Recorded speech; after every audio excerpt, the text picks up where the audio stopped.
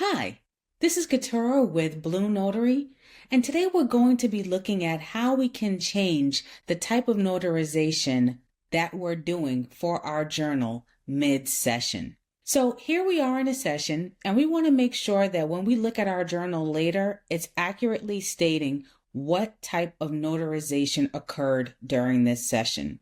So how can we do that? Well, we can go to Menu, and we can go down to the journal portion, and we want to go to notarization type.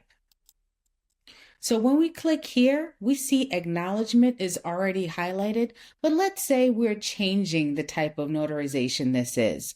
So we can click on oath affirmation, we can click on signature witnessing, and we can also unclick the ones that don't apply to this.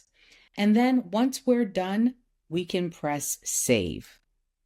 And here we can see that the notarization type was saved successfully. So I hope that helped. Don't forget to like and subscribe. Come back to our channel for more remote online notarization tips.